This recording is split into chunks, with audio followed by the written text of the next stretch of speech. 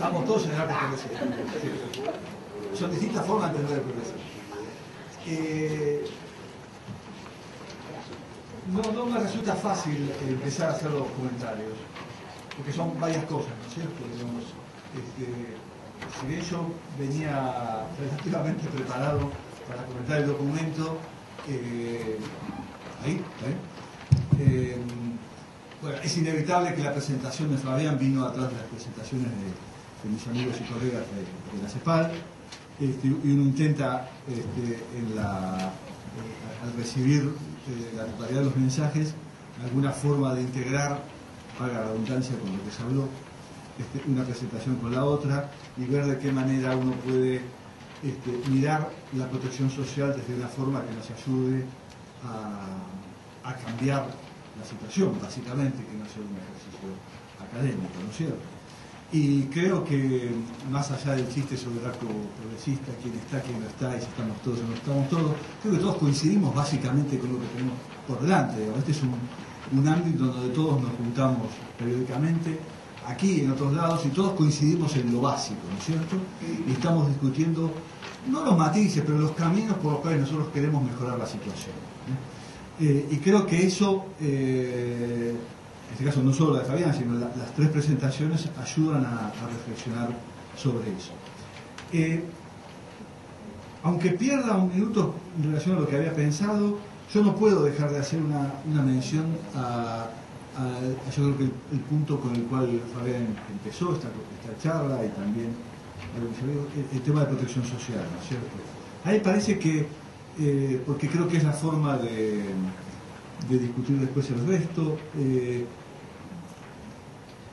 yo creo, y espero coincidir con ustedes, es que protección social son un grupo de políticas que siguen un interés que está más allá de la protección social. La protección social no es el fin último. El fin último, digamos, en los términos cepalinos, es una sociedad con mayor cohesión social y con mayor igualdad, ¿no es cierto? Que son las formas en las cuales nosotros tratamos de poner esto, pero cuando trabajamos el documento de periodo de sesiones el antepenúltimo de protección social, y cuando esos conceptos se integraron en la igualdad del año pasado, creo que la idea de la protección social era una visión que ayuda a ver el resto. O sea que protección social, por lo menos en la CEPAL, que somos nosotros, siempre nació como un concepto integrador, nunca como un grupo de políticas separadas, y dentro de los conceptos de protección social, el de la asistencia a los más necesitados es un componente de esa integralidad y nunca el componente central de la política. En todo caso,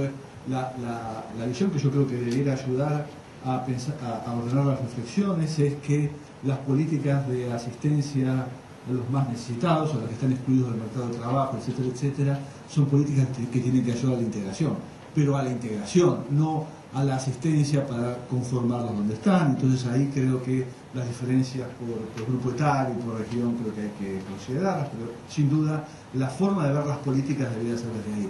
Entonces, dicho eso, voy a hacer algunas reflexiones sobre el documento y la presentación de Fabián, solo para inducir el debate. Creo que esa es la idea, no tanto para confrontar, porque la verdad que no hay tema para confrontación, en todo caso hay más coincidencias que otra cosa, pero para los que no leyeron el documento, el documento tiene básicamente dos partes sustantivas y unas conclusiones. Hay una primera parte que es una introducción más sobre la problemática de pobreza, que son las primeras filminas que mostró Fabián. Yo creo que ahí hay un primer punto que quisiera introducir para debatir, es cuál es el marco temporal para discutir cuestiones de protección social o de política social. En el capítulo inicial del documento pareciera que es una visión muy coyuntural, con algunas cuestiones que se van a los 90 y algunas cuestiones que van más atrás, ¿no es cierto? Esto en el capítulo siguiente, que es más de análisis política por política, se sigue manteniendo esa idea. Hay como un quiebre en los 90. Yo creo que ahí tengo una primer matiz, que es que hay algunas políticas o algunas o casi todas las políticas tienen problemáticas que van mucho más allá de la crisis aún de los 70. Yo creo que el origen de nuestros problemas están en el diseño original de la protección social, aún cuando estaba funcionando bien. Uno no puede decir que el sistema de pensiones dejó de funcionar bien cuando empezó a tener déficit. Empezó a tener déficit porque estaba mal diseñado cuando funcionaba sin déficit, si no, no se puede entender el problema posterior, digo, y el sistema de salud lo mismo, etcétera, etcétera. Entonces, yo creo, no es una crítica al documento, la verdad que si el documento va a atravesar toda la historia de todos los sectores, no, es una biblioteca, pero digo, me parece que para la discusión eso es importante, tenemos que ser flexibles con el marco, con el momento en el cual analizamos las políticas. Hay veces que tenemos que ir muy para atrás. Un detalle que tiene mucho que ver con nuestra pertenencia institucional y que me parece que es una buena discusión también aquí, que vos no lo hiciste en la presentación, pero sí me salió del texto, es sobre la necesidad o no, o la vigencia o no de las políticas anticíclicas. Lo digo porque hay una mención a la política anticíclica que tuvo la Argentina, como muchos otros países de América Latina, durante la crisis, ¿sí? Ahora, para que la política sea anticíclica, tiene que gastar más en la crisis y ahorrar en el auge. Si la política es aumentar el gasto siempre, eso no es política anticíclica, es una política de crecimiento del gasto. Entonces, uno no puede ver la política, evaluar la política si es procíclica o anticíclica solamente en una fase del ciclo. Entonces yo diría que la política fiscal durante la crisis última no fue anticíclica porque no bajó el gasto posterior a la crisis, ¿no es cierto? Ni tampoco gastó lo que había ahorrado antes. Tiene que ver con la coyuntura macroeconómica de los últimos años, que creo que ese es un tema muy importante para analizar lo que está pasando, que es, yo creo que ahí lo que hubiera hecho es una reflexión sobre las características de la coyuntura macroeconómica y las posibilidades de sostenibilidad de esa coyuntura macro para seguir las reformas. Yo creo que un aspecto muy importante para pensar las reformas hacia adelante, incluso tus reflexiones finales sobre, debe estar en el documento, sobre la futura o el presidente, quien sea, tiene que ver con la percepción que cada uno tiene acerca de la bonanza económica, ¿no es cierto? ¿Cuál es el espacio fiscal que uno va a tener para seguir haciendo reformas o va a tener que arreglárselas en una situación más complicada? Por eso digo, la discusión sobre política anticíclica me parece que es muy, muy importante. Después, Fabián, creo que vos, no voy a decir resumir más porque tu resumen fue muy bueno de las diferentes políticas sectoriales, y en todo caso lo que quiero llamar la atención es que cuando uno mira política sectorial por política sectorial, las problemáticas son tan diversas, que cuesta encontrar un eje que las ordene en términos de pensar, por un lado, la integralidad y por otro lado, la prioridad de política, ¿cierto? ¿Y qué pasa? Creo que, digamos, no es que esté haciéndome propaganda, pero me parece que el enfoque es muy acabado en lo institucional, pero la parte de financiamiento no está porque no está, no porque sea una falta, porque no claro, es que vos podés decir lo mismo de un trabajo que hago yo, que asiste lo financiero. Entonces, bueno, pero ¿por qué lo digo? No porque vos no escribiste lo que yo hubiera escrito, sino básicamente porque yo creo que hay problemas de la integralidad que se resuelven desde lo financiero. Y lo financiero no es solamente si tengo más plata o menos plata para gastar. Por ejemplo, los problemas de diseño del sistema de salud son financieros. Y no es que hay que gastar más, hay que gastar menos. Los problemas del sistema previsional, por definición, son siempre financieros. Es un sistema de financiamiento, no es otra cosa que eso. Entonces hay un problema de que mirarlo de ahí. Entonces, yo creo que es eso, y vinculado con la presentación anterior de la CEPAL, toda esta cuestión de cómo integrar sistemas contributivos con no contributivos hace referencia obviamente a la cuestión de financiamiento. Uno de los principales dificultades para integrar sistemas de protección social son los derechos que tienen o creen tener o deben tener o lo que sea, cada uno tiene su posición, por haber contribuido frente a los que no tienen, los que no contribuyeron, y ahí creo que hay una discusión que cruza lo financiero pero termina definiéndose en lo institucional, qué institucionalidad uno le da para lograr integrar ese tipo de sistemas en donde lo financiero tiene que estar mirado desde el diseño. Entonces me parece que ahí, por ahí hay una pista que me parece válida para seguir discutiendo estas cuestiones. Y siguiendo con eso, vos hacés mención, obviamente, al tema del federalismo. Creo que el federalismo cruza todas las cuestiones, ¿no es cierto? Todas las cuestiones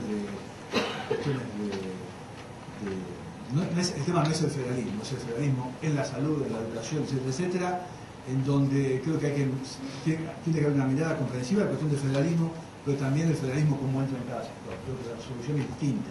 El federalismo en salud no tiene nada que ver. No es necesariamente lo mismo que el federalismo en educación. Un tema que me parece que tal vez podríamos discutir o podrías incorporarlo en la nueva versión, es vos marcás muy bien el rol de los consejos federales, o la mirada sobre el federalismo en las reformas de los últimos años, ¿no es cierto? Ahí hay temas importantes para mirar. Pero si bien vos señalás las cuestiones, no las comparás. Por ejemplo, a mí me parece muy interesante comparar lo que significa para el federalismo el plan nacer y el plan remediar versus la ley de financiamiento educativo. Fíjate que es el mismo gobierno que ataca el mismo problema en dos sectores diferentes y da soluciones totalmente opuestas. Una solución inhibe la otra. Es fantástico, ¿no es cierto? Fantástico desde el punto de vista analítico, no es fantástico que va a una escuela en Santiago del Estero, pero bueno, todos los escuelas. Pero me parece que yo creo que ahí podemos, hay una línea de discusión bastante interesante que surge de lo que vos escribís, que simplemente digo, le daría una vuelta de tuerca. Yo había notado, cuando anotaba comentarios, que resultaba que vos presentabas todos los sectores, te digo, había que buscar una forma de ordenar, de poner jerarquía en los comentarios sobre estos sectores, pero faltaban los desafíos. Vos en la presentación incorporaste desafíos, ¿no es cierto? Nuevamente, los desafíos son muy institucionales. Yo no sé hasta dónde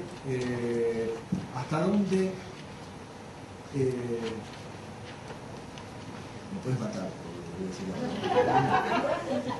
hasta dónde un candidato a presidente, digo, me voy, quiere escuchar recomendaciones de desafíos institucionales.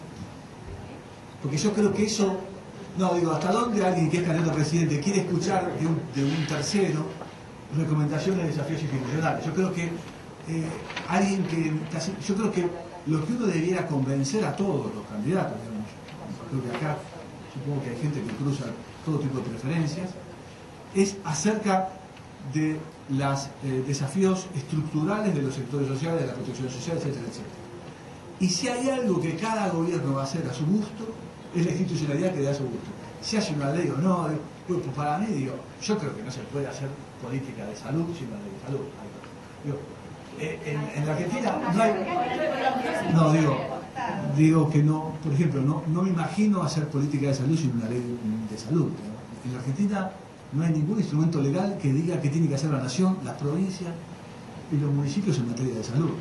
Algo lo sabe mucho mejor que todos nosotros, y eso para mí es un requisito institucional inevitable. Ahora yo no le diría a alguien que va a ser ministro de salud, presidente, mira, lo primero que tiene que hacer es la ley de salud, qué sé yo, lo primero que tiene que hacer es ver cómo ordenás el financiamiento, las prestaciones, cómo coordinás la labor de los hospitales.